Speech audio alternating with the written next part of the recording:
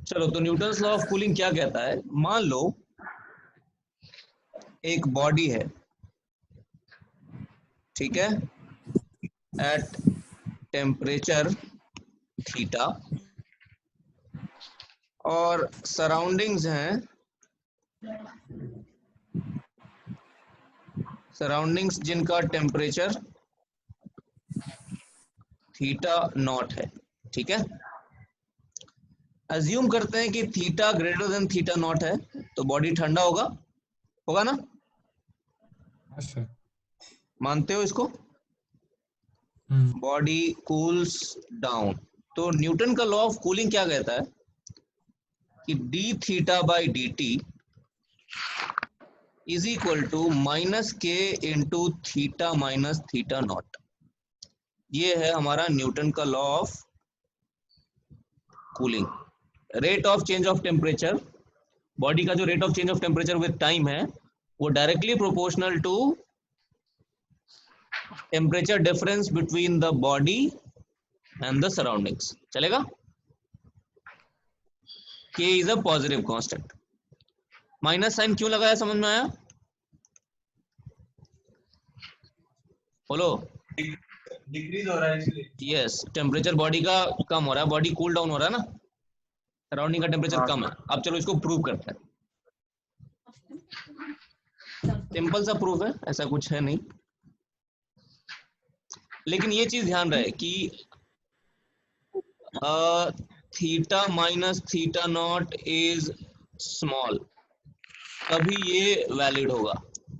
Theta minus theta not मतलब temperature difference between the body and the surroundings अगर small नहीं है, तो ये Newton's law of cooling valid नहीं। समझे? सारे लोग समझ गए? अब चलो इसको देखते हैं कैसे करेंगे। हाँ सर। Let's see. तो बॉडी का टेम्परेचर है, बॉडी का टेम्परेचर मानते हैं T, ठीक। सराउंडिंग टेम्परेचर ये केल्विन में है, ध्यान रहे। सराउंडिंग का टेम्परेचर है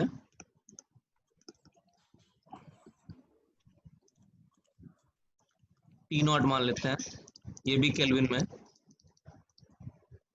तो heat loss per unit time क्या होगा?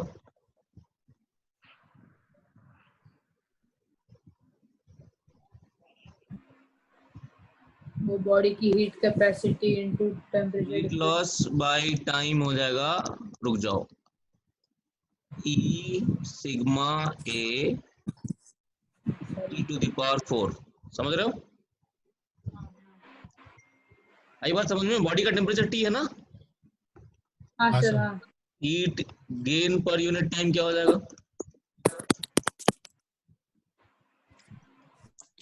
E sigma A T not to the power 4। कोई दिक्कत? क्योंकि सराउंडिंग का टेम्परेचर T नॉट। ओके, चलो अब नेट लॉस क्या हो गया? नेट गेन लिख लेते हैं, ठीक है। नेट गेन क्या हो जाएगा? गेन माइनस लॉस, ये होगा ना।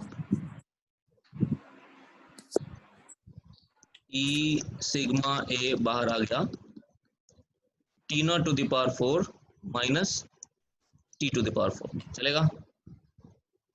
कोई दिक्कत इसमें? अब चलो एक काम करते हैं,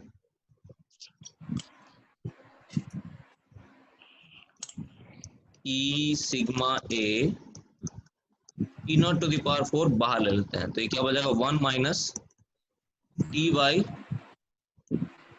T not to the power 4। कोई दिक्कत इसमें? नहीं। बोलो। अच्छा, एक चीज और देखो इधर, T is equal to T naught plus delta T लिख देता हूं मैं। चलेगा? देखो तो, डेल्टा T इज स्मॉल। ये बताओ, इसमें कुछ परेशानी किसी को? लिख सकता हूँ ना, टेम्परेचर बॉडी का है ना। तो यहाँ पे देखो, टी बाई टी नॉट क्या हो जाएगा? 1 plus delta T by T naught, मानते हो? अब तो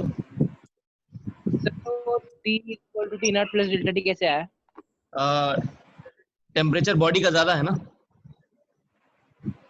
सराउंडिंग के टेम्परेचर से बॉडी का टेम्परेचर ज्यादा है कि नहीं, हाँ है ना, इसलिए। अच्छा अब देखो इसको, तो t बाई टी नॉट इसका पावर 4 जब करोगे तो 1 plus delta T by T not का पावर 4 चलेगा। अब ये जो टर्म है इस टर्म पे फोकस करो, इस वाले टर्म पे फोकस करो। ये टर्म क्या होगा? Binomial approximation. बहुत छोटा होगा। This term is good, this term is very small, मानते हो? बाइनोमियल इसको बाइनोमियल एक्सपेंशन कर देते हैं, 1 plus 4 delta T by T naught, higher terms को इग्नोर कर देते हैं, चलेगा। Yes 1 plus x to the power n, 1 plus n x, है ना, नहीं समझे? समझा सर। है ना, सिंपल है। अच्छा तो अब इस चीज को यहाँ पे डाल देते हैं, यहाँ वाला जो इक्वेशन था, नेट गेन वाला जो इक्वेशन है,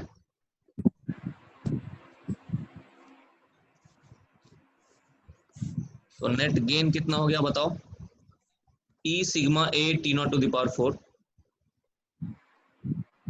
ई A sigma T naught to the power 4, 1 minus इसका expansion 1 minus 4 delta T by T naught, चलेगा। देखो yes sir. E sigma A T naught to the power 4, यह आ जाएगा 4 डेल्टा टी, प्लस हाँ ये प्लस है ना, सॉरी, तो minus 4 delta T by T naught, तो ये आ गया हमारे पास minus E sigma A 4 T naught cube, ठीक है। कोई परेशानी इसमें अभी तक? Into delta T. Delta T, तो उसको डिफरेंशिएट कर देते तो भी यही आता ना। कोई दिक्कत नहीं है। ये वाला जो टर्म है ना, ये तो फिक्स्ड है, देखो तो इसमें सारी चीज सब कुछ कांस्टेंट है ना, यस सर। इसमें कुछ भी वेरिएबल है क्या? नहीं ना।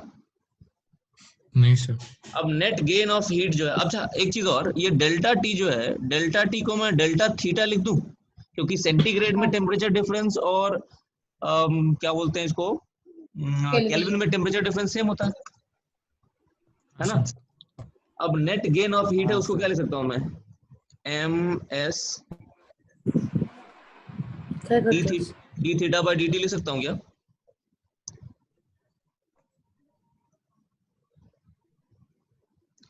M S D theta by D T लिख सकता हूँ इसको, रेट ऑफ हीट गेन को। देखो इधर, यस सर। कोई परेशानी इसमें? नहीं sir. Theta is temperature in centigrade,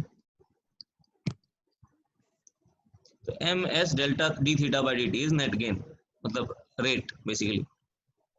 इसको कुछ कांस्टेंट लिख लेता हूँ, कुछ सम कांस्टेंट सी लिख लेता हूँ, माइनस सी, और इसको क्या लिख लूँ? इसको डेल्टा थीटा लिख दूँ।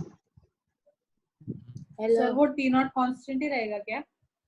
सराउंडिंग का टेम्परेचर कैसे चेंज होगा? अच्छा नहीं समझे? हाँ सर। अब इसमें मिला दो इसको, इसमें मैंने क्या किया है, बाकी सारे हीट लॉसेस को छोड़ दिया है, कन्वेक्शन ये सब का हीट लॉस छोड़ दिया है, क्या बच रहा है? सिर्फ रेडिएशन वाला हीट लॉस कंसिडर करो, minus C upon M S delta theta. किसी को कोई परेशानी इसमें तो बताओ मुझे। So D theta by D T is equal to minus K, delta theta कितना है? वही theta minus theta naught. Theta naught. कोई दिक्कत इसमें? नहीं। ये प्रूव हो गया, न्यूटन्स लॉ ऑफ कूलिंग। आसान है। ये हो गया तुम्हारा पूरा रेडिएशन।